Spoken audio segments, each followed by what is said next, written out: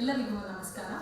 ಮನೆಯಂಗಳದಲ್ಲಿ ಮಾತುಕತೆ ಕಾರ್ಯಕ್ರಮಕ್ಕೆ ಸಭಾಂಗಣದಲ್ಲಿ ನೆರೆದಿರುವ ಹಾಗೂ ಯೂಟ್ಯೂಬ್ ಲೈವ್ ಮೂಲಕ ವೀಕ್ಷಿಸುತ್ತಿರುವ ಎಲ್ಲ ಪ್ರೇಕ್ಷಕರಿಗೂ ಸ್ವಾಗತ. ಮನೆ ಜಂಟಿ ನಿರ್ದೇಶಕರು ಕಾರ್ಯಕ್ರಮಕ್ಕೆ ಮುಖ್ಯ ಅತಿಥಿಗಳಾಗಿ ಆಗಮಿಸಿರುವ ಡಾಕ್ಟರ್ ಬಾಬು ಕೃಷ್ಣಮೂರ್ತಿ ಅವರನ್ನು ಹಾಗೂ ಜಿಪಿ ಹರೀಶ್ ಇವರನ್ನು ವೇದಿಕೆ ಮೇಲೆ ಕಾರ್ಯಕ್ರಮಕ್ಕೆ ಸ್ವಾಗತಿಸಬೇಕಾಗಿ ವಿನಂತಿ.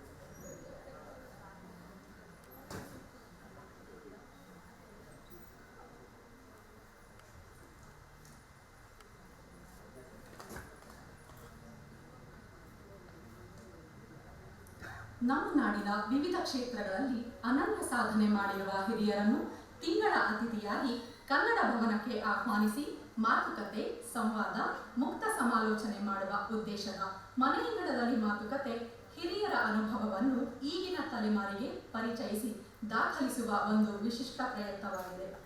ಕನ್ನಡ ಮತ್ತು ಸಂಸ್ಕೃತಿ ಇಲಾಖೆಯ ವತಿಯಿಂದ 2 ದಶಕಗಳಿಂದ ಈ ಕಾರ್ಯಕ್ರಮ ಆಯೋಜಿಸುತ್ತಿದ್ದು, ಪ್ರತಿ ತಿಂಗಳ 3ನೇ ಶನಿವಾರ ನಯನ ಸಭಾಂಗಣದಲ್ಲಿ ನಡೆಯುವ ಈ ಕಾರ್ಯಕ್ರಮ 2001ರಲ್ಲಿ ಎಎನ್ ಮೂರ್ತಿರಾಯರಿಂದ ಪ್ರಾರಂಭಗೊಂಡು ಇಲ್ಲಿಯವರೆಗೂ 222 ಸಾಧಕರು ಪಾಲ್ಗೊಂಡು ಸ್ಮರಣೀಯವಾಗಿಸಿದ್ದು, ಇಂದು 223ನೇ ಕಾರ್ಯಕ್ರಮ ಆಯೋಜನೆಗೊಂಡಿದೆ. ನಮ್ಮ ದೇಶದ ಸ್ವಾತಂತ್ರ್ಯ ಚಳುವಳಿಯ ಬಗೆಗಿನ ತಿಳುವಳಿಕೆಯ ಪರಿವೆಯೇ ಇಲ್ಲದಂತೆ ಸಾಗುತ್ತಿರುವ ನಮ್ಮ ಈಗಿನ ತಲೆಮಾರಿಗೆ ನಮ್ಮ ದೇಶದ ಸ್ವಾತಂತ್ರ್ಯ ಚಳುವಳಿಯ ತ್ಯಾಗ, ಬಲಿದಾನಗಳನ್ನು, ಹೋರಾಟಗಾರರ ಜೀವನ ಚರಿತ್ರೆಗಳನ್ನು ಮನಮುಟ್ಟುವಂತೆ ಕೃತಿ ರಚಿಸಿ ಕಟ್ಟಿಕೊಟ್ಟ ಡಾಕ್ಟರ್ ಬಾಬು ಕೃಷ್ಣಮೂರ್ತಿ ಅವರು ನಮ್ಮ ಭಾರತ ಸ್ವಾತಂತ್ರ್ಯದ ಅಮೃತ ಮಹೋತ್ಸವದ ಸಂದರ್ಭದಲ್ಲಿ ಅತಿಥಿಗಳಾಗಿ ಆಗಮಿಸಿರುವುದು ಅತ್ಯಂತ ಸಂತೋಷವನ್ನು ಉಂಟು ಮಾಡುತ್ತಿರುವುದರ ಜೊತೆಗೆ ಸಕಾಲಿಕವೂ ಆಗಿದೆ.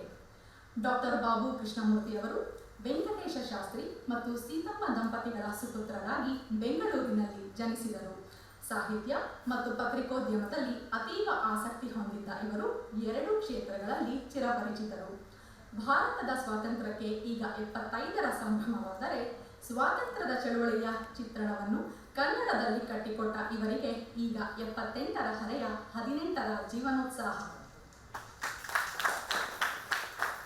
ಇವರು ಬರೆದ ಪ್ರಮುಖ ಕೃತಿಗಳೆಂದರೆ ಅಜೇಯ, ಸಿಡಿಮದ್ದು ನೆತ್ತರು ನೇಣುಗಂಬ, ಅದಮ್ಯ, ರುಧಿರಾಭಿಷೇಕ, ಡಾಕ್ಟರ್ ಸಿ.ಜಿ. ಶಾಸ್ತ್ರಿ ಒಂದು ಯಶೋಗಾಥೆ, ಭಾರತದ ಸ್ವಾತಂತ್ರ್ಯ ಸಂಗ್ರಾಮ, ಕ್ರೈಮ್ ಫೈಲ್, ಯಾವುದು ಚರಿತ್ರೆ, ಯುಗದೃಷ್ಟ ಭಗತ್ ಸಿಂಗ್, ಕ್ರಾಂತಿ ಪರ್ವ, ಮಹಾಸಾಧಕ, ಸ್ವಾತಂತ್ರ್ಯ ಹೋರಾಟದ ಹೀರೋಗಳು ಭಾಗ 1 ಮತ್ತು ಭಾಗ 2.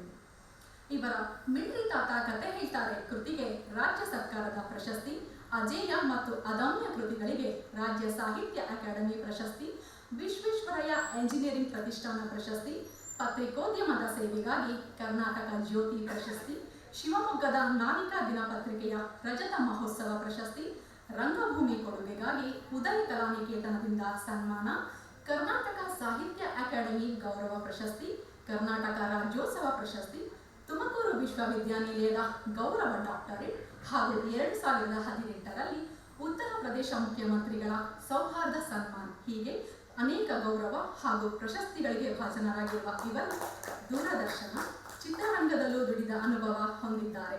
ಚಿತ್ರಕಥೆ, ಸಂಭಾಷಣೆ ರಚನಾಕಾರರಾಗಿ, ವಸ್ತ್ರ ವಿನ್ಯಾಸದ ಸಲಹೆಗಾರರಾಗಿ ಕೂಡ ಗುರುತಿಸಿಕೊಂಡಿದ್ದಾರೆ. ಪ್ರಸ್ತುತ ಶ್ರೀ ಯೋಗಿನಾರಾಯಣ ಇಂಡಾಲಜಿ ಕೇಂದ್ರದ ನಿರ್ದೇಶಕರಾಗಿ ಕಾರ್ಯನಿರ್ವಹಿಸುತ್ತಿರುವ ಇವರು ಮಲ್ಲರ ಎಂಬ ವ್ಯಕ್ತಿತ್ವ ವಿಕಸನ ಮತ್ತು ಆಧ್ಯಾತ್ಮಿಕ ಮಾಸಿಕದ ಸಂಪಾದಕರಾಗಿದ್ದಾರೆ. ಹೀಗೆ ಪತ್ರಿಕೆ ಮತ್ತು ಸಾಹಿತ್ಯ ಕ್ಷೇತ್ರಗಳಲ್ಲಿ ಅಪಾರ ಸಾಧನೆಗೈದ ಡಾಕ್ಟರ್ ಬಾಬು ಕೃಷ್ಣಮೂರ್ತಿಯವರು ಇಂದಿನ ನಮ್ಮ ಕಾರ್ಯಕ್ರಮದ ತಿಂಗಳ ಅತಿಥಿಯಾಗಿ ಬಂದಿರುವುದು ಸಂತಸದ ಸಂಗತಿ. ಈ ಸಮಾರಂಭಕ್ಕೆ ಆಗಮಿಸಿರುವ ಅತಿಥಿಗಳನ್ನು ಹಾಗೂ ಸರ್ವರನ್ನು ಸ್ವಾಗತಿಸಬೇಕೆಂದು ಇಲಾಖೆಯ ಜಂಟಿ ನಿರ್ದೇಶಕರಾದ ಶ್ರೀಮತಿ ಬನಶಂಕರಿ ವಿ ಅಂಗಡಿಯವರನ್ನು ಕೋರುತ್ತೇನೆ.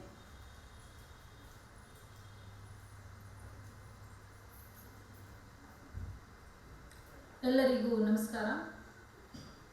ಈಗಾಗಲೇ ನಿರೂಪಕರಾದ ಶ್ರೀಮತಿ ರಶ್ಮಿಯವರು ಹೇಳಿದಾಗೆ ಮನೆ ಅಂಗಳದಲ್ಲಿ ಮಾತುಕತೆ 223ನೇ ಸಂಚಿಕೆ ನಡೀತಾ ಇದೆ. ಈಗಾಗಲೇ ಈ ಮನೆ ಅಂಗಳಕ್ಕೆ 222 ಜನ ಸಾಧಕರು ಬಂದು ತಮ್ಮ ಸಾಧನೆಯ ಪರಿಚಯವನ್ನು, ಆ ಹಾದಿಯಲ್ಲಿನ ಅನುಭವಗಳನ್ನು ನಮ್ಮೊಂದಿಗೆ ಹಂಚಿಕೊಂಡಿದ್ದಾರೆ. ಇವತ್ತಿನ ನಮ್ಮ ತಿಂಗಳ ಅತಿಥಿ ಹೆಸರಾಂತ ಸಾಹಿತಿಗಳು ಹಾಗೂ ಪತ್ರಕರ್ತರು ಆದಂಥ ಡಾಕ್ಟರ್ ಬಾಬು ಕೃಷ್ಣಮೂರ್ತಿ ಸರ್ ಅವರು. ನಮ್ಮ ದೇಶದ ಬಗ್ಗೆ, ಸ್ವಾತಂತ್ರ್ಯ ಹೋರಾಟಗಾರರ ಬಗ್ಗೆ ಪ್ರೇರಣೆ ನೀಡುವಂತಹ ಕೃತಿಗಳನ್ನು ಸಾಹಿತ್ಯ ಕ್ಷೇತ್ರಕ್ಕೆ ನೀಡಿದಂಥ ಕೀರ್ತಿ ಅವರದು. ತಾವು ತಿಂಗಳ ಅತಿಥಿಯಾಗಿ ಈ ಬಾರಿ ಬರಬೇಕು ಸರ್ ಅಂತ ಕೇಳಿಕೊಂಡಾಗ ತುಂಬ ಸಂತೋಷದಿಂದ ಒಪ್ಪಿಕೊಂಡು ಅವರು ಈ ಕಾರ್ಯಕ್ರಮಕ್ಕೆ ಆಗಮಿಸಿದ್ದಾರೆ. ಅವರಿಗೆ ಇಲಾಖೆ ಪರವಾಗಿ, ತಮ್ಮೆಲ್ಲರ ಪರವಾಗಿ ನಾನು ಹಾರ್ದಿಕವಾದ ಸ್ವಾಗತವನ್ನು ಕೋರ್ತಾ ಇದ್ದೇನೆ. ಇಂದಿನ ಕಾರ್ಯಕ್ರಮದಲ್ಲಿ ಡಾಕ್ಟರ್ ಬಾಬು ಕೃಷ್ಣಮೂರ್ತಿ ಸರ್ ಜೊತೆ ಸಂವಾದವನ್ನು ನಡೆಸಿಕೊಡ್ಲಿಕ್ಕೆ ಸಾಹಿತಿಗಳು ಮತ್ತು ಇತಿಹಾಸಕಾರರಾದಂಥ ಡಾಕ್ಟರ್ GB ಹರಿ ಸರ್ ಅವರು ಕೂಡ ಬಂದಿದ್ದಾರೆ. ಅವರಿಗೂ ಕೂಡ ಇಲಾಖೆ ಪರವಾಗಿ, ತಮ್ಮೆಲ್ಲರ ಪರವಾಗಿ ನಾನು ಹಾರ್ದಿಕವಾದ ಸ್ವಾಗತವನ್ನು ಕೋರ್ತಾ ಇದ್ದೇನೆ.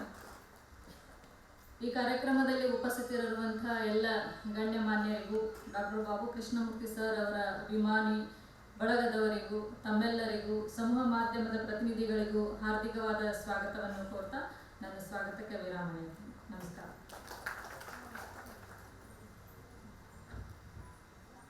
ಕಾರ್ಯಕ್ರಮಕ್ಕೆ ಆಗಮಿಸಿದ ಅತಿಥಿಗಳನ್ನು ಸ್ವಾಗತಿಸಿದ ಮಾನ್ಯ ಜಂಟಿ ನಿರ್ದೇಶಕರಿಗೆ ಧನ್ಯವಾದಗಳು. ಈಗ ಮಾನ್ಯ ಜಂಟಿ ನಿರ್ದೇಶಕರಾದ ಶ್ರೀಮತಿ ಬನಶಂಕರಿ ವಿ ಅಂಗಡಿ ಅವರಿಗೆ ಇಲಾಖೆಯ ಪರವಾಗಿ ಸ್ವಾಗತವನ್ನು ಕೋರುತ್ತೇನೆ. ಈಗ ಮನೆಯಂಗಳದಲ್ಲಿ ಮಾತುಕತೆ ಕಾರ್ಯಕ್ರಮದ ಅತಿಥಿಗಳಿಗೆ ಇಲಾಖೆಯಿಂದ ನೆನಪಿನ ಕಾಣಿಕೆ ಮತ್ತು ಗೌರವ ಸಮರ್ಪಣೆ ಮಾಡಬೇಕೆಂದು ಕೇಳಿಕೊಳ್ಳುತ್ತೇನೆ.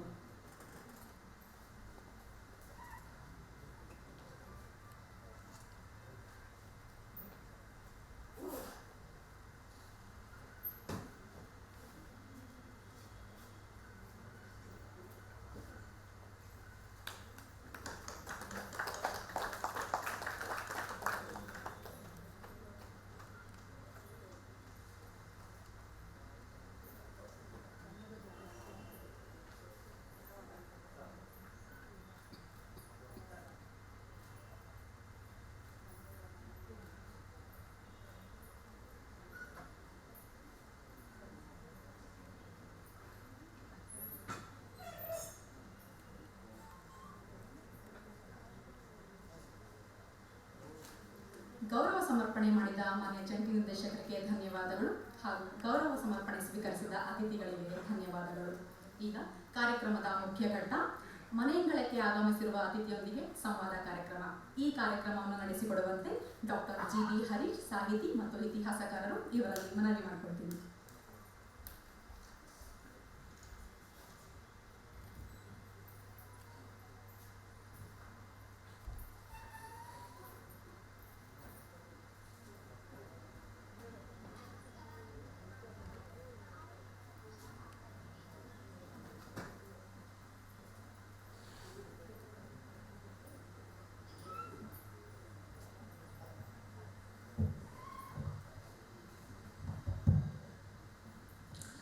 ಸಭೆಗೆ ನಮಸ್ಕಾರ.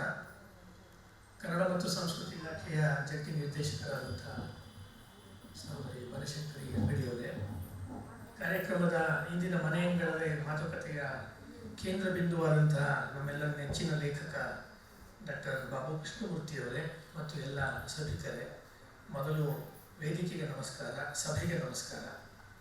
ಇವತ್ತು ನನಗೆ ವೈಯಕ್ತಿಕವಾಗಿ ತುಂಬ ಸಂತೋಷದ ದಿನ.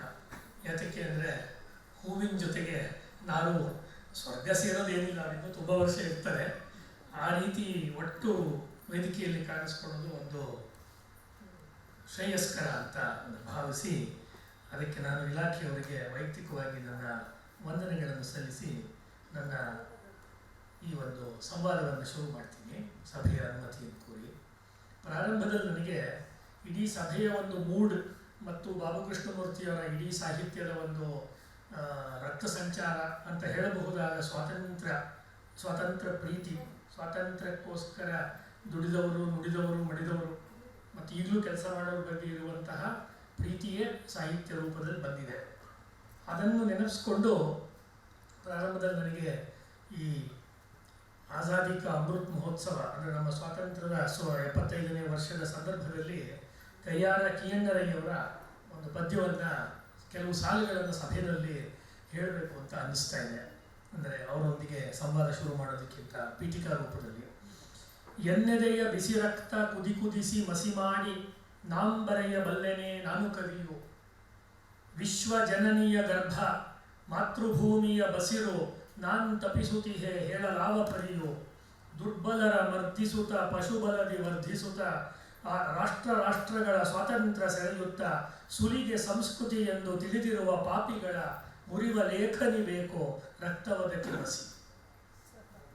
ಸ್ವಾತಂತ್ರ್ಯ ಸ್ವಾತಂತ್ರ್ಯ ಸ್ವಾತಂತ್ರ್ಯ ಸ್ವಾತಂತ್ರ್ಯ ಮೂರಕ್ಷರಗಳೇನು ಮಾಟವಿಹುದೋ, ಸ್ವಾತಂತ್ರ್ಯ ಸ್ವಾತಂತ್ರ್ಯ ಸ್ವಾತಂತ್ರ್ಯ ಸ್ವಾತಂತ್ರ್ಯ ಮೂರಕ್ಷರದಳು ಏನು ಮಾಟವಿಹುದೋ, ಸ್ವಾತಂತ್ರ್ಯ ಯಜ್ಞದಳು ಬಂದೆನ್ನ ಬಂಧುಗಳ ಮುದಿತ ಲೇಖನಿ ಬೇಕು ರಕ್ತವದಕ್ಕೆ ಬಸಿ. ಎನ್ನ ಹೃದಯದ ಸ್ಫೂರ್ತಿ ಎನ್ನ ಜನತೆಯ ಶಕ್ತಿ ಎನ್ನ ನಾಡಿನ ಕೀರ್ತಿ ಹೆಚ್ಚಿಸಲ್ಕೆ, ಎಮ್ಮೊಂದಿಗರ ಬದುಕು ಬಾಳಾಗಿ ಬೆಳಗಿಸಲು ಬಲಿತ ಲೇಖನಿ ಬೇಕು ರಕ್ತವದಕ್ಕೆ ಬಸಿ. ಇದು ಭಾರತದ ಸ್ವಾತಂತ್ರ್ಯಕ್ಕಾಗಿ ಹೋರಾಟ ಮಾಡಿದ ಕ್ರಾಂತಿಕಾರಿಗಳು, ಅವರನ್ನೇ ವಿಶೇಷವಾಗಿ ಗಮನದಲ್ಲಿ ಇಟ್ಟುಕೊಂಡು ಗಡಿನಾಡಿನ ಪ್ರಸಿದ್ಧ ಸಾಹಿತಿ, ಕನ್ನಡ ಸಾಹಿತಿ ಕೈಯಾರ ಕಿಯಣ್ಣರಯ್ಯವರು ಬರೆದ ಪದ್ಯ. ಈ ಹಿನ್ನೆಲೆಯಲ್ಲಿ ಸರ್ ತಮ್ಮೊಂದಿಗೆ ಸಂವಾದವನ್ನು ಮಾಡಬೇಕು ಅಂತ ಇಲಾಖೆಯವರು ಹೇಳಿದ್ದಾರೆ. ಆ ಪ್ರಕಾರವಾಗಿ ತುಂಬ ಸರಳವಾದಂಥ ಒಂದು ಸಂವಾದ. ಉಳಿದಂತೆ ಶ್ರೋತೃಗಳು ಅವರ ಆಸಕ್ತಿಯಿಂದ ಏನಾದರೂ ಪ್ರಶ್ನೆಗಳನ್ನು ತಮ್ಮ ಸಾಹಿತ್ಯವನ್ನು ಕುರಿತು ಕೇಳಬಹುದು. ಕೊನೆಯಲ್ಲಿ ಮುಖ್ಯವಾಗಿ ನನ್ನ ಫೋಕಸ್ ಇರುವಂಥದ್ದು ತಮ್ಮ ಸಾಹಿತ್ಯದ ಯಾತ್ರೆ, ತಮ್ಮ ಸಾಹಿತ್ಯದ ಬೆಳವಣಿಗೆ, ತಾವು ಸಾಹಿತಿಯಾಗಿ ಹೇಗೆ ಬೆಳೆದ್ರಿ, ಒಬ್ಬ ಲೇಖಕರಾಗಿ, ಪತ್ರಕರ್ತರಾಗಿ ಮತ್ತು ಸಿನಿಮಾ ಕ್ಷೇತ್ರದಲ್ಲಿ ಹೇಗೆ ತೊಡಗಿಸ್ಕೊಂಡ್ರಿ ಅನ್ನುವುದರ ಸುತ್ತಲೇ ನನ್ನ ಪ್ರಶ್ನೆಗಳಿರುತ್ತೆ. ಪ್ರಾರಂಭದಲ್ಲಿ ನೀವು ಬೆಂಗಳೂರಿನಲ್ಲಿ ಹುಟ್ಟಿ ಬೆಳೆದವರು, ನಿಮ್ಮೊಂದಿಗೆ ಅವಾಗಿವಾಗ ಮಾತಾಡುವಾಗ ಕೇಳಿದಂತೆ ಮಲ್ಲೇಶ್ವರದ ಪರಿಸರದಲ್ಲಿ ನೀವು ಬೆಳೆದವರು. ಹಾಗಾಗಿ ನಮಗೆಲ್ಲ ನೀವು ನಿಮ್ಮ ಬಾಲ್ಯದ ವಾತಾವರಣದ ಬಗ್ಗೆ, ನಿಮ್ಮ ಚಿಕ್ಕಂದಿನ ದಿನಗಳು ಹೇಗಿತ್ತು, ಆಗಿನ ಬೆಂಗಳೂರು ಮತ್ತು ಆಗಿನ ನಿಮ್ಮ ಬಾಲ್ಯದ ವಾತಾವರಣ ಹೇಗಿತ್ತು ಅಂತ ತಿಳಿಸ್ಕೊಳ್ಬೋದಾ ಸರ್? ಧನ್ಯವಾದಗಳು ಹರೀಶ್. ಈ ಒಂದು ನಮ್ಮ ದೇಶದ ಸ್ವಾತಂತ್ರ್ಯ ಗಳಿಕೆಯ 75ನೇ ವರ್ಷದಲ್ಲಿ ದೇಶದಲ್ಲಿ ಅನೇಕ ಕಡೆ ಉತ್ಸಾಹದಿಂದ ಈ ಕಾರ್ಯಕ್ರಮವನ್ನು ಆಚರಿಸ್ತಾ ಇರುವಂಥ ಸಂದರ್ಭದಲ್ಲಿ ನಮ್ಮ ಕನ್ನಡ ಮತ್ತು ಸಂಸ್ಕೃತಿ ಇಲಾಖೆ ನಿರ್ದೇಶಕಿಯವರು, ಜಂಟಿ ನಿರ್ದೇಶಕಿಯವರು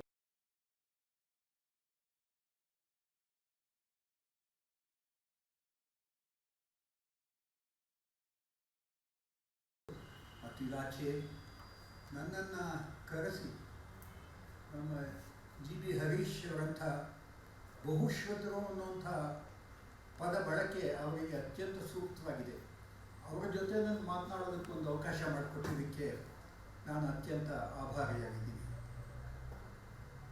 ಯಾತಕ್ಕೆ ನಾನು ಸಂತೋಷ ಆಗ್ತಾ ಇದೆ ಅಂತಂದರೆ, ನನ್ನ ಲೇಖನಿಯನ್ನು ಕೇವಲ ನಮ್ಮ ರಾಷ್ಟ್ರದ ಸ್ವಾತಂತ್ರ್ಯ ಜೊತೆಗೆ ಇದಕ್ಕೆ ಅಪೂರ್ವವಾದಂಥ ಕೊಡುಗೆ ನೀಡಿದಂಥ ಮಹಾನುಭಾವರು ಇವರ ಬಗ್ಗೆ ಬರೀಬೇಕು ಅಂತ ನಾನು ನನ್ನ ಲೇಖನಿಯನ್ನು ಮುಡಿಪಾಗಿಟ್ಟಿದ್ದೀನಿ. ಹರೀಶ್ ಅವರು ಮೊದಲನೇ ಪ್ರಶ್ನೆ ಕೇಳಿದ್ದಾರೆ. ನನ್ನ ಜೀವನದಲ್ಲಿ ಹುಟ್ಟಿನಿಂದಲೇ ಸ್ವಾತಂತ್ರ್ಯ ಅನ್ನತಕ್ಕಂಥದ್ದು ಬೆಸೆದುಕೊಂಡು ಬಂದುಬಿಟ್ಟಿದೆ ಅಂತ ನನಗನ್ಸುತ್ತೆ. ಇವತ್ತಿಗೂ ನನಗಿವಾಗ ನನ್ನ ಜಾತಕದ ಪ್ರಕಾರ 79 ಆಗಸ್ಟ್ 2 ಮುಗಿದು 80ನೇ ವರ್ಷಕ್ಕೆ ಹೋಗ್ತಿದ್ದೀನಿ. ನಮಗೆ ಸ್ವಾತಂತ್ರ್ಯ ಬಂದಂಥ ಆಗಸ್ಟ್ 15, 1947 ಆವತ್ತಿನ ದಿವಸದ ಒಂದು ಚಿತ್ರ ಮಲ್ಲೇಶ್ವರದಲ್ಲಿ ಹೇಗಿತ್ತು ಅನ್ನೋದು ನನ್ನ ಕಣ್ಣಿಗೆ ಇವತ್ತಿಗೂ ಕಟ್ಟಿದಾಗಿದೆ. ಹರೀಶ್, ಆವತ್ತಿನ ದಿವಸ ಬೆಳಗ್ಗೆ ಮನೆಯಿಂದ ಆಚೆ ಬಂದೆ. ನನ್ನ ಹಾಗೆ ನನ್ನ ಅಕ್ಕಪಕ್ಕದ ಮನೆಗಳ 4-5 ಎಲ್ಲ 4-5, 6, 7-8 ವರ್ಷದವು ನಾವೆಲ್ಲ ಅಲ್ಲಿ ಸೇರೋದು. ಅದರಲ್ಲಿ ಸ್ವಲ್ಪ ಮುಂದಕ್ಕುವ ಪ್ರವೃತ್ತಿಯ ಹುಡುಗ ಒಂದು ರೌಂಡ್ ಹಾಕೊಂಡು ಬರೋಣ ಬಾ ಅಂತದ್ದು. ನಮ್ಮ ಮನೆ ಮಲ್ಲೇಶ್ವರ 3ನೇ ಕ್ರಾಸ್ನಲ್ಲಿ KC ಜನರಲ್ ಆಸ್ಪತ್ರೆ ಒಂದು ಕಡೆ, 14ನೇ ಕ್ರಾಸ್ನಲ್ಲಿ ಆರ್ ನಾಗೇಂದ್ರ ಅವರ ಮನೆ. ಮನೆಯಿಂದ ಆಚೆ ಬಂದು ಬಲಗಡೆ ಟರ್ನ್ ಮಾಡಿ ಒಂದು 1/4 ಕಿಲೋಮೀಟರ್ ಹೋಗಿ ಮತ್ತೆ ಎಡಗಡೆ ತಗೊಂಡ್ರೆ ಬೆಳ್ಳಾವಿ ನರಹರಶಾಸ್ತ್ರಿಗಳ ಮನೆ. ಹೀಗೆ ಇನ್ನೊಂದು ಸ್ವಲ್ಪ ಅಲ್ಲೊಂದು ಜಾರಗೊಂಡೆ ಪಾರ್ಕ್ ಅಂತ ಇತ್ತು. ಅಲ್ಲಿ ನಮ್ಮ ಬೆಂಗಳೂರಿನಲ್ಲಿ ಹೋಟೆಲ್ ಇಂಡಸ್ಟ್ರಿ ಶುರು ಮಾಡಿದಂಥ KT ಅಪ್ಪಣ್ಣನವರ ಮನೆ. ಸರ್ ಎಂ ವಿಶ್ವೇಶ್ವರಯ್ಯನವರು ಅವರ ಪ್ರೇರಣೆ ಕೊಟ್ಟು ಮಾಡರ್ನ್ ಹಿಂದೂ ಹೋಟೆಲ್ನ ಶುರು ಮಾಡಿಸಿದ್ರು, ಅವ್ರ ಮನೆ. ಅದಾದಮೇಲೆ ಇನ್ನೊಬ್ಬ ಮಹಾಪುರುಷನ ಮನೆ. ಈಗ ತಾನೇ ಅದನ್ನ ಹೊಡೆದಾಕಿ ಇದು ಕಟ್ತಾ ಇದ್ದಾರೆ, ಇದನ್ನು ಅಪಾರ್ಟ್ಮೆಂಟ್ಸ್ ಕೊಡ್ತಾ ಇದ್ದಾರೆ.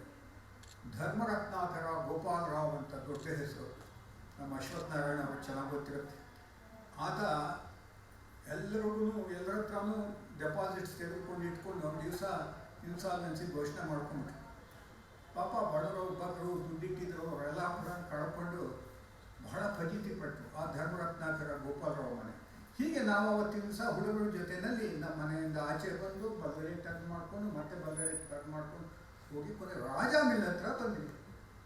ರಾಜ ಮಿಲ್ ಹತ್ರ ಅಲ್ಲಿ ಕೆಲವು ಕಾರ್ಮಿಕರೆಲ್ಲ ಸೇರಿಕೊಂಡು ಒಂದಷ್ಟು ಲಾಡುಗಳನ್ನ ಹಂಚ್ತಾ ಇದ್ರು.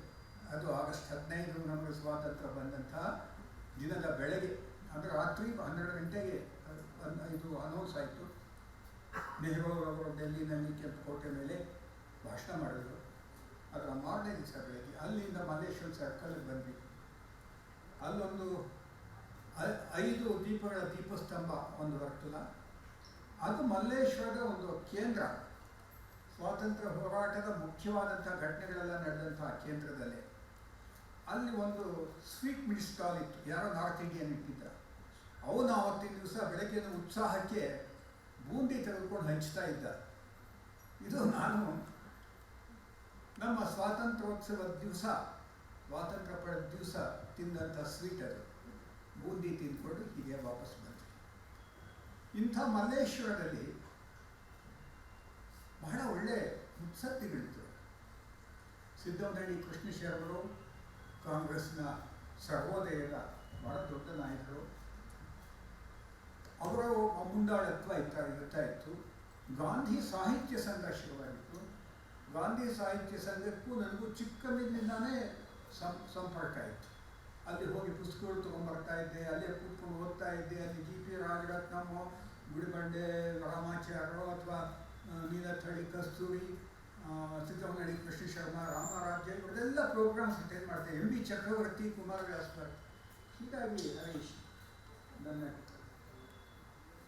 ಈ ಒಂದು ಶೈಶವದ ದಿನ, ಬಾಲ್ಯಪುರ ದಿನ ಅಲ್ಲ, ಅದಕ್ಕಿಂತ ಮೊದಲು ಈ ರೀತಿ ಒಂದು ಒಳ್ಳೆಯ ವಾತಾವರಣದಲ್ಲಿ ನಾನು ನನ್ನ ಜೀವನವನ್ನು ಆರಂಭ ಮಾಡಿದೆ ಅಂತ ಹೇಳ್ಬೋದು. ಅದನ್ನೇ ಮುಂದುವರಿಸಿ ನಿಮ್ಮ ಜಗತ್ಪ್ರಸಿದ್ಧ ಕೃತಿ, ಅಂದರೆ ನಿಮ್ಮನ್ನು ಲೇಖಕನನ್ನಾಗಿ ಮಾಡಿದ್ದು ಅಜೇಯ. ಇದೇ ಪಕ್ಕದ ಬೆಂಗಳೂರಿನ ಟೌನ್ ಹಾಲ್ನಲ್ಲಿ ಬಿಡುಗಡೆ ಆಗಿದ್ದು.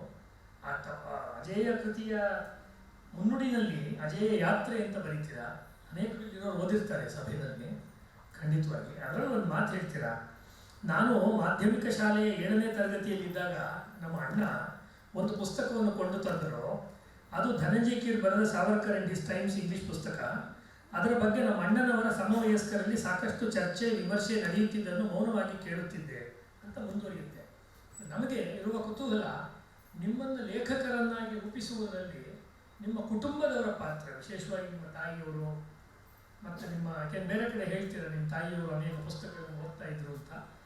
ಅಂದರೆ ಇವತ್ತಿನ ಮನೆಗಳಲ್ಲಿ ಆ ದೃಷ್ಟಿಯಿಂದಲೂ ಪ್ರಶ್ನೆ ಕೇಳೋಕ್ಕೆ ಇಷ್ಟಪಡ್ತಾ ಇದ್ರು. ಮನೆಗಳಲ್ಲಿ ಎಲ್ಲ ಇಂಟರ್ನೆಟ್ಟು ಮತ್ತು ಎಲ್ಲರ ಕೈಯಲ್ಲೂ ಮೊಬೈಲು, ವಾಟ್ಸ್ಯಾಪು, ಟ್ವಿಟ್ಟರು ಇದು ಬಂದು ಓದುವ ಸಂಸ್ಕೃತಿ ಕುಟುಂಬಗಳಲ್ಲೇ ಕಡಿಮೆ ಆಗುತ್ತಿರುವ ಹಂತದಲ್ಲಿ ನಾವು ಬಂದು ನಿಂತಿರುವಾಗ, ನಿಮ್ಮ ಆ ಸಮೃದ್ಧ ಬಾಲ್ಯದಲ್ಲಿ ನಿಮ್ಮನ್ನು ಲೇಖಕರನ್ನಾಗಿ ಮಾಡುವುದಕ್ಕೆ ಬೇಕಾದ ಒಂದು ಬೀಜರೂಪದ ಒಂದು ವಾತಾವರಣ ನಿಮ್ಮ ತಾಯಿಯವರ ಮೂಲಕ, ನಿಮ್ಮ ಅಣ್ಣನವರ ಮೂಲಕ ಬಂತು ಅಂತ ನಮಗೆ ಅವಾಗವಾಗ ನಿಮ್ಮ ಜೊತೆ ಮಾತನಾಡುವಾಗ ಗೊತ್ತಾಗುತ್ತೆ. ಅದರ ವಿಸ್ತಾರವಾಗಿ ಅದರ ಬಗ್ಗೆ ಒಂದು ಸ್ವಲ್ಪ ನೀವು ಹೇಳಿದ್ರೆ ಸಭೆ ದೃಷ್ಟಿ ಚೆನ್ನಾಗಿರುತ್ತೆ. ನಿಜವಾಗ್ಲೂ ನಾನು ಭಾಳ ಅದೃಷ್ಟಶಾಲಿ. ನಾನು ನಮ್ಮ ತಂದೆ ತಾಯಿಗೆ 8ನೇ ಮಗ. ಅದಕ್ಕೆ ಕೃಷ್ಣ ಅಂತ ಹೆಸರಿಟ್ಟು ಕೃಷ್ಣಮೂರ್ತಿ ಅಂತ. ನನ್ನನ್ನು ಎಲ್ಲ ಪ್ರೀತಿಯಿಂದ ನೋಡ್ಕೊತಾ ಇದ್ರು. ಮನೆಯಲ್ಲಿ ನಮ್ಮ ಅಣ್ಣ ಸ್ವಲ್ಪ ಶಿಸ್ತಿನ ವ್ಯಕ್ತಿ, ಅಶಿಸ್ತು ಸಹಿಸ್ತಾ ಇರಲಿಲ್ಲ. ನಮ್ಮ ಅಕ್ಕ ಭಾಳ ಪ್ರೀತಿಯಿಂದ ಬಾಬು ಬಾಬು ಅಂತ ಕರೆಯೋದಕ್ಕೆ ಪ್ರೇರಣೆ ಅವ್ರದ್ದೇನೆ. ಯಾಕೆಂದರೆ 42-43ನಲ್ಲಿ ಬಾಬು ಸುಭಾಷ್ ಚಂದ್ರ ಬೋಸ್, ಬಾಬು ರಾಜೇಂದ್ರ ಪ್ರಸಾದ್, ಬಾಬು ಬಾಬು ಅನ್ನೋದು ಬಹಳ ಪ್ರಚಲಿತವಿತ್ತು ಪತ್ರಿಕೆಗಳಲ್ಲಿ, ಭಾಷಣಗಳಲ್ಲಿ. ಹೀಗಾಗಿ ನನಗೊಂದು ಬಾಬು ಅನ್ನುವಂಥದ್ದು ಸೇರಿಕೊಳ್ತು. ಭಾಳ ಪ್ರೀತಿಯಿಂದ ಸಾಕಿದ್ರು ನನ್ನ. ನಮ್ಮ ತಾಯಿಯವರ ವಿಶೇಷ ಅಂದರೆ ಆಕೆ ಆಗಿನ ಮಧ್ಯಮ ವರ್ಗದ ಜನಗಳಲ್ಲಿ, ಹೆಣ್ಣುಮಕ್ಕಳಲ್ಲಿ, ಹೆಂಗಸರಲ್ಲಿ ಓದಿನ ಹವ್ಯಾಸ ಚೆನ್ನಾಗಿತ್ತು. ಆಗಷ್ಟೇ ಆನಕೃಷ್ಣರಾಯರು, ತರಾಸು, ಕಟ್ಟಿಮನಿ, ನಿರಂಜನ, ಕೃಷ್ಣಮೂರ್ತಿ ಪುರಾಣಿಕ, ಇವರ ಹಿಂದೆ ಗಳಗನಾಥರು, ಬಿ ವೆಂಕಟಾಚಾರ್ಯರು, ಇವರ ಕೃತಿಗಳೆಲ್ಲ ಕೂಡ ನಮ್ಮ ಕನ್ನಡ ಸಾಹಿತ್ಯ ಲೋಕವನ್ನು ಸಮೃದ್ಧಗೊಳಿಸಿತ್ತು. ಓದು ಅಲ್ಲಿ ಬಹಳ ಮುಖ್ಯವಾದಂಥದ್ದು. ಗೃಹಿಣಿಯರಂತೂ ಅಕ್ಕಪಕ್ಕದ ಮನೆಯವರಿಂದ ಪುಸ್ತಕ ತೊಗೊಂಬರೋದು, ಎಕ್ಸ್ಚೇಂಜ್ ಮಾಡ್ಕೊಳ್ಳೋದು, ಲೈಬ್ರರಿಗಳಿಗೆ ಗಂಡಸರು ಹೆಚ್ಚಾಗಿ ಹೋಗ್ತಾ ಇದ್ರು. ಹೀಗೆ ನಮ್ಮ ತಾಯಿಯವರಿಗೆ 3 ಭಾಷೆ ಮೇಲೆ ಪ್ರಭುತ್ವ ಇತ್ತು. ಕನ್ನಡವಂತೂ ಬಿಡಿ, ಓದಿದ 4ನೇ ಕ್ಲಾಸೇ ಆದರೂ ಕೂಡ ಕನ್ನಡ, ತೆಲುಗು ನನ್ನ ಮಾತೃಭಾಷೆ, ತಮಿಳು ಅವಾಗ ಕಲ್ತ್ಕೊಂಡಿದ್ದ ಅಕ್ಕಪಕ್ಕದ ಮನೆಯವರಿಂದ.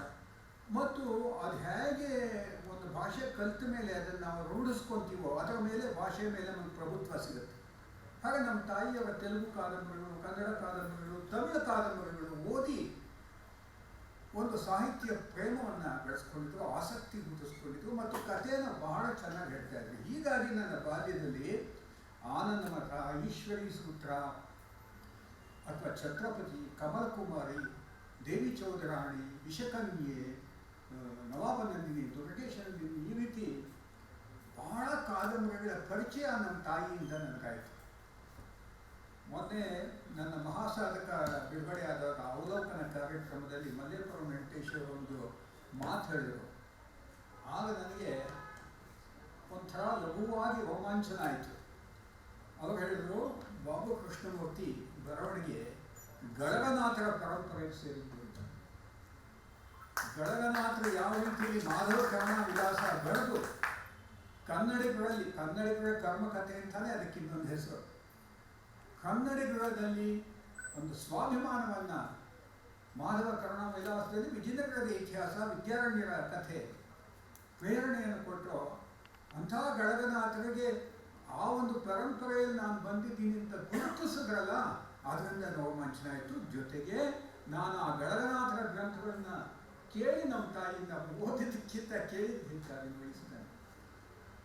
ಹಾಗೆ ಆನಕೃಷ್ಣರಾಯರ ರುಕ್ಮಿಣಿ, ಆನಕೃಷ್ಣ ಕಾದಂಬರಿಗಳು, ತರಾಸು ಕಾದಂಬರಿಗಳು, ಕೃಷ್ಣಮೂರ್ತಿ ಪುರಾಣಿಕ, ಇದೆಲ್ಲ ಕೂಡ ಆವಾಗಿನ ಗೃಹಿಣಿಯರು ತೆಗೆದುಕೊಂಡು ಓದ್ತಾ ಇದ್ರು. ಪಕ್ಕದ ಮನೆಯವರ ಹತ್ರ ಇಸ್ಕೊಂಡು ಬರೋದು, ಎರವಲು ಪಡೆಯೋದು, ಮಧ್ಯಾಹ್ನದ ಹೊತ್ತು ಸಮಯ ಇದ್ದಾಗ ಓದೋದು, ಆ ರೀತಿ ಓದಿ ಒಂದು ಜ್ಞಾನವನ್ನು ಸಂಪಾದನೆ ಮಾಡಿಕೊಂಡಿದ್ರು.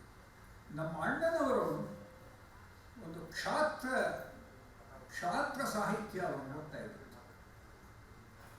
ಅವರು ಪುಸ್ತಕಗಳು ಕೊಂಡ್ಕೊಂಡು ಬರ್ತಾ ಇದ್ರು. ಸೆಕೆಂಡ್ ವರ್ಲ್ಡ್ ವಾರ್, ಕ್ರಾಂತಿಕಾರಿಗಳ ಬಗ್ಗೆ ಅಂತೂ ನಮ್ಮ ಅಣ್ಣ ಅವರು ಪೇಪರ್ ಕಟ್ಟಿಂಗ್ಸ್ ಎಲ್ಲ ಕಡೆಯಿಂದ ಕಟ್ ಮಾಡ್ಕೊಂಡ್ಬಂದು ಹಳೆಯ ಕಾಲದ ಲೆಡ್ಜರ್ಸ್ನಲ್ಲಿ ಪೇಸ್ಟ್ ಮಾಡಿಡ್ತಾ ಇದ್ರು. ನಾನು ಅದನ್ನೆಲ್ಲ ಓದ್ತಾ ಇದ್ದೆ. ಯಾವುದೋ ಪತ್ರಿಕೆಗಳಲ್ಲಿ ಮದನ್ ಲಾಲ್ ನೆಹ್ರೂ ಬಗ್ಗೆ ಇರ್ಬೋದು, ಭಗತ್ ಸಿಂಗ್ ಬಗ್ಗೆ ಇರ್ಬೋದು, ಹೀಗೆ ಇದು ನನ್ನ ಮೇಲೆ ಬಹಳ ಪರಿಣಾಮ ಬೀರಿತು. ನಮ್ಮ ಅಣ್ಣ ಅವರು ಇನ್ನೂ ಒಂದು ಹೇಳ್ತಾ ಇದ್ರು, ಅವರು ಬಹಳ ಡಿಸಿಪ್ಲೀನ್ಡ್ ವ್ಯಕ್ತಿ, ಎಲ್ಲ ದೃಷ್ಟಿಯಿಂದನೂ ಖಡಕ್, ಆದರೆ ಅಷ್ಟೇ ಸಹೃದಯ. ತೆಂಗಿನಕಾಯಿ ಇದ್ದಾಗೆ ಆಚೆ ಕಡೆ ಭಾಳ ಒರಟಾಗಿ ಕಾಣ್ತಾ ಇತ್ತು, ಒಳಗಡೆ ಮೃದುವಾಗಿರುತ್ತೆ ತೆಂಗಿನಕಾಯಿ. ಹಾಗೆ ನಮ್ಮ ಅಣ್ಣ ಅವರೇನು ಮಾಡ್ತಾಯಿದ್ರು, ಒಳ್ಳೆ ಸಿನಿಮಾ ನೋಡ್ಕೊಂಬಂದ್ರೆ, ನೋಡೋ ಆ ಸಿನಿಮಾ ಬಂದಿದ್ದು ಹೋಗ್ಬಿಟ್ಟು, ಗನ್ಸ್ ಆಫ್ ದ ರೋನ್ ಬಂದಿದೆ ಹೋಗ್ಬಿಟ್ವಾ, ಎಲ್ಸಿಡ್ ಬಂದಿದೆ ನೋಡಿಟ್ವಾ, ಅಥವಾ ದ ಒನ್ ದಟ್ ಗಾಟ್ ಅವೇ ಬಂದಿದೆ ನೋಡ್ಕೊಂಬ, ದಿ ಗ್ರೇಟ್ ಎಸ್ಕೇಪ್ ನೋಡ್ಕೊಂಬ. ಹೀಗೆ ಒಳ್ಳೊಳ್ಳೆ ಸೆಕೆಂಡ್ ವರ್ಲ್ಡ್ ವಾರ್ ಸಂಬಂಧಪಟ್ಟಂಥ ಫಿಲಮ್ಸು. ಹಾಗೆಯೇ ಈ ಪತ್ರಿಕೆಗಳಲ್ಲಿ ಓದ್ತಾ ಇದ್ರು. ಕೊಲ್ಹಾಪುರದ ನಮ್ಮ ಮರಾಠ ಫಿಲ್ಮ್ ಮೇಕರ್ಸು ಶಿವಾಜಿ ಮೇಲೆ ಇವನ್ನೆಲ್ಲ ಒಳ್ಳೊಳ್ಳೆ ಸಿನಿಮಾಗಳು ಮಾಡಿದ್ರು. ಬಾಜಿ ಪ್ರಭು ದೇಶಪಾಂಡೆ, ತಾನಾಜಿ, ನರವೀರ್ ತಾನಾಜಿ ಅಂತಲೇ ಅದರ ಹೆಸರು. ಆಮೇಲೆ ಅಮರ ಭೂಪಾಳಿ, ಘನಶ್ಯಾಮ ಸುಂದರ ಹಾಡೆಲ್ಲ ಅನೇಕ ಜನ ಕೇಳಿರ್ಬೋದು. ಅತ್ಯಂತ ಸುಂದರವಾದಂಥ ಹೃದಯ ಸ್ಪರ್ಶಿಯಾದಂಥ ಹಾಡು. ಆ ಬೆಳಗನ್ನು ಒಂದು ಸುಂದರವಾಗಿ ಎಷ್ಟು ಚೆನ್ನಾಗಿ ವರ್ಣಿಸುತ್ತೆ. ಅದರ ಇವತ್ತಂಥ ಸಾಹಿತ್ಯದ ಜೊತೆಗೆ ಆ ಭಾವಪೂರ್ಣವಾದಂಥ ಗಾಯನ ಯಾವತ್ತೂ ಮರೆಯೋಕ್ಕೆ ಸಾಧ್ಯ ಇಲ್ಲ. ಇಂಥವನ್ನೆಲ್ಲ ನೋಡ್ಕೊಂಬ ಅಂತ ಕೂಡ ಕಳಿಸ್ತಾ ಇದ್ರು morning show, mostly morning show. ಹೀಗೆ ನನ್ನ ಬಾಲ್ಯದಲ್ಲಿ ಐತಿಹಾಸಿಕ ಸಿನಿಮಾಗಳು, ಐತಿಹಾಸಿಕ ಕಾದಂಬರಿಗಳು ಕೇಳಿದ್ದು, ಓದ್ತಾನೂ ಇದ್ದೆ, ಇಲ್ಲಾಂತೇನಿಲ್ಲ, ಓದ್ತಾ ಇದ್ದೆ. ಬಹುಶಃ ಕಾಲೇಜ್ವರೆಗೂ ನಾನು ಸಾಕಷ್ಟು ಓದಿದ್ದೀನಿ. ಅದಾದ್ಮೇಲೆ ಸ್ವಲ್ಪ ಬೇರೆ ಬೇರೆ ಚಟುವಟಿಕೆಗಳು ಬಂದು ಓದು ಸ್ವಲ್ಪ ಕಡಿಮೆ ಆಯಿತು. ಆ ದೃಷ್ಟಿಯಲ್ಲಿ ನಮ್ಮ ಹರೀಶ್ ಅವರು ಈ ರೀತಿ ಯಾರು, ನಾನು ಒಂದು ಅಧ್ಯಾಪನ ಇದಕ್ಕೆ ಹೋಗಲಿಲ್ಲ. ನಾನು ಡಿಗ್ರಿ ತೊಗೊಂಡಿರುವಂಥದ್ದು ಸೈನ್ಸ್ನಲ್ಲಿ, ಕನ್ನಡ ಸಾಹಿತ್ಯದಲ್ಲ. ಏನು ಸಾಹಿತ್ಯದಲ್ಲಿ ಓದಿದ್ದೀನೋ ಪುಸ್ತಕಗಳಿಂದ ಓದಿರುವಂಥದ್ದು. ಅದು ಶಾಸ್ತ್ರೀಯವಾಗಿರುವಂಥ ಪುಸ್ತಕಗಳು, ಕುಮಾರವ್ಯಾಸ ಭಾರತಗಲಿ, ಕವ್ಯ ರಾಮಾಯಣ ಆಗಲಿ, ಜೈಮಿನಿ ಆಗಲಿ, ಇದೆಲ್ಲ ನಾನು ಓದಕ್ಕೆ ನನಗೆ ಸಾಧ್ಯ ಆಗಲಿಲ್ಲ. ನಿಮ್ಮಂಥ ಯಾರೋ ಅಧ್ಯಾಪನ ಮಾರ್ಗದಲ್ಲಿ ಬಂದರು ಭಾಳ ಜನ ನಮ್ಮ ಅದೃಷ್ಟವಂತರು. ಅವರಿಗೆ ಶಾಸ್ತ್ರೀಯವಾಗಿ ಇದೆಲ್ಲ ಒಂದು ಅವಕಾಶ ಸಿಕ್ಕಿ ನಮ್ಮ ಇದು ಆ ಅದೃಷ್ಟ ನನಗಿರಲಿಲ್ಲ.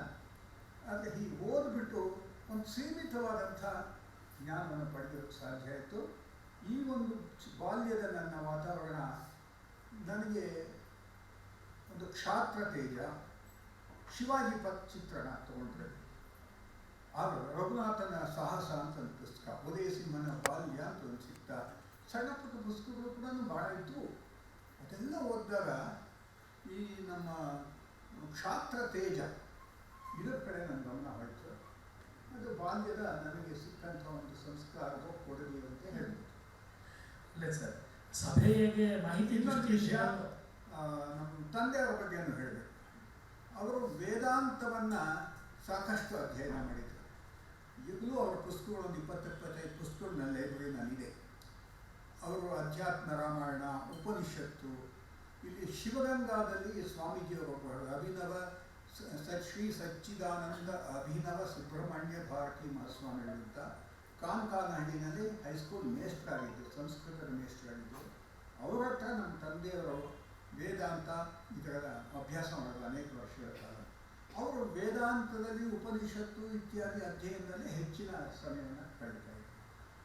ಈ ದೃಷ್ಟಿಯಿಂದ ಸ್ವಲ್ಪ ಅದು ಕೂಡ ಪರಿಣಾಮ ಆಗಿದೆ. ಅವರು ನಮ್ಮ ಅಣ್ಣ, ನಮ್ಮ ತಾಯಿ ಯಾವ ರೀತಿ ಒಂದು ಪ್ರಭಾವವನ್ನು ಬೀರಿದ್ರು ಅಷ್ಟಿಲ್ಲದೆ ಕೂಡ ನನ್ನಲ್ಲಿ ನಮ್ಮ ಪ್ರಾಚೀನ ಸಂಸ್ಕೃತಿ ಬಗ್ಗೆ, ಪ್ರಾಚೀನ ಸಾಹಿತ್ಯದ ಬಗ್ಗೆ, ನಮ್ಮ ಧರ್ಮದ ಬಗ್ಗೆ ಒಂದು ರೀತಿಯಲ್ಲಿ ಒಂದು ಶ್ರದ್ಧೆ, ಆಸಕ್ತಿ ಮೂಡುವ ರೀತಿಯಲ್ಲಿ ಮಾಡೋದ್ರಲ್ಲಿ ನನ್ನ ತಂದೆಯವರ ಒಂದು ಕೊಡುಗೆ ಸಾಕಷ್ಟಿದೆ. ಸಭೆಗೆ ಮಾಹಿತಿ ದೃಷ್ಟಿಯಿಂದ ಹೇಳೋದು, ಅವ್ರು ಹೇಳಿದ್ರು ತೊರವೆ ರಾಮಾಯಣ, ಕುಮಾರವ್ಯಾಸ ಭಾರತ ಎಲ್ಲ ನಾನು ಶಾಸ್ತ್ರೀಯವಾಗಿ ಓದಿಲ್ಲ ಅಂತ. ಆದರೆ ಅವರೀಗ ಕೆಲಸ ಮಾಡುವಂಥ ನಿರ್ದೇಶಕರಾಗಿ ಕೆಲಸ ಮಾಡುವ ಯೋಗಿನಾರಾಯಣ ಇಂಡಾಲಜಿ ಸೆಂಟರ್ನಿಂದ ಪೋತನ ಭಾಗವತವನ್ನು ತೆಲುಗಿನ ಮೂರ್ಧನ್ಯ ಕೃತಿ ಅದನ್ನು ಕನ್ನಡಕ್ಕೆ ಅನುವಾದ ಮಾಡಿರುವ ಸಮಿತಿಯ ಪ್ರಧಾನ ಸಂಪಾದಕರಾಗಿ ಅವರು ಕೆಲಸ ಮಾಡಿದ್ದಾರೆ ಅಂತ ಹೇಳಿದ್ರೆ ಸಾಕಷ್ಟು ಪ್ರಾಚೀನ ಸಾಹಿತ್ಯದಲ್ಲಿ ಅವರು ಗತಿಶೀಲತೆಯನ್ನು ತೆಗೆದುಕೊಂಡಿದ್ದಾರೆ ಅಂತ. ಅದನ್ನು ವಿನಮ್ರತೆಯ ಮಾತು ಅಷ್ಟೇ. ಸರ್, ಮುಂದುವರಿಸುವಾಗ ಮುಖ್ಯವಾಗಿ ಎಲ್ಲರ ಮನಸ್ಸಿನಲ್ಲಿ ಇರೋದು ಪ್ರಶ್ನೆ ಅಂತ ಅಂದ್ಕೊಳ್ತೀನಿ, ಅದು ಅಜೇಯಕ್ಕೆ ಸಂಬಂಧಪಟ್ಟ. ನಿಮ್ಮ ಬಾಲ್ಯದ ಬಗ್ಗೆ ಕೇಳಿದ್ವಿ, ಪರಿಸರದ ಬಗ್ಗೆ ಕೇಳಿದ್ವಿ. ಈ ಅಜೇಯ ಕೃತಿ ಇದೆಯಲ್ಲ, ಇದು ಬಂದಾಗ ನೀವೇ ಮುನ್ನುಡಿಯಲ್ಲಿ ಬರೀತೀರಿ, ರಾತ್ರೋರಾತ್ರಿ ನಾನು ಕರ್ನಾಟಕದಾದ್ಯಂತ ಬೆಳಗ್ಗೆ ಆಗೋ ಹೊತ್ತಿಗೆ ಪ್ರಸಿದ್ಧನಾಗ್ಬಿಟ್ಟೆ ನಾನು ಅಂತ ಹೇಳಿ. ಈ ಅಜೇಯ ಯಾತ್ರೆ ಇದೆಯಲ್ಲ, ಅಜೇಯ ಅನ್ನೋದು ಎಲ್ಲರೂ ಕೇಳಿರ್ತಾರೆ, ಆದರೆ ಸೂಚ್ಯವಾಗಿ ಒಂದು ಮಾತಲ್ಲಿ ಹೇಳೋದಾದರೆ ಚಂದ್ರಶೇಖರ್ ಆಜಾದ್ ಮತ್ತು ಅವನ ಕಾಲ, ಆಜಾದ್ ಇನ್ ದಿಸ್ ಟೈಮ್ಸ್, ಆತನ ಕಾಲದಲ್ಲಿ ಇದ್ದಂಥ ಉಳಿದ ಕ್ರಾಂತಿಕಾರಿಗಳು, ದುರ್ಗಾ ಬಾಬಿ ಇರ್ಬೋದು, ಭಗತ್ ಸಿಂಗ್ ಇರ್ಬೋದು, ಅಶ್ವಾಕುಲ್ಲಾ ಖಾನ್ ಅಥವಾ ರಾಮ್ ಪ್ರಸಾದ್ ಬಿಸ್ಮಿಲ್, ವಿಶ್ವನಾಥ್ ವೈಶಂಪಾಯನ, ಅವ್ರುಗಳೆಲ್ಲರೂ ಪಟ್ಟಂಥ ಪಾಡುಗಳೇನು, ಕಾಡುಗಳಲ್ಲಿ ಹೆಂಗೆ ತಪ್ಪಿಸ್ಕೊಂಡು ಹೋಗ್ತಾ ಇದ್ರು, ಹೇಗೆ ಶಸ್ತ್ರಾಸ್ತ್ರಗಳನ್ನು ತಗೊಳ್ತಾ ಇದ್ರು, ರಾಜ ಮಹಾರಾಜರನ್ನು ಹೇಗೆ ಹೊಲಿಸ್ಕೊಳಕ್ಕೆ ನೋಡ್ತಿದ್ರು, ಅಲ್ಲೇ ಒಳಗಡೆ ವಿಶ್ವಾಸದ್ರೋಹ, ಮಿತ್ರದ್ರೋಹಗಳು ಎಷ್ಟಾಗ್ತಾ ಇತ್ತು ಅನ್ನೋದು ಎಲ್ಲವನ್ನ ಬರೆದು ಮುಗಿಸಿದಾಗ ಪ್ರಾಯ ಇನ್ನೂ 30 ವರ್ಷನೂ ಇಲ್ಲ. 44ರಲ್ಲಿ ಹುಟ್ಟಿದ್ದು ಬಾಬು ಅವರು, 74ರಲ್ಲಿ ಪುಸ್ತಕ ಬಿಡುಗಡೆ ಆಯಿತು. ಮತ್ತು ಅದಕ್ಕೆ ಅವರೇ ಬರೆದಿರುವಂತೆ 6 ವರ್ಷಗಳ ಸಿದ್ಧತೆ ಟಿಪ್ಪಣಿ ಮಾಡೋದು ಅಧ್ಯಯನ ಮಾಡೋದು. ಹಾಗಾಗಿ ವಿಶೇಷವಾಗಿ ನಮಗೆ ಸರ್ ನಿಮ್ಮನ್ನು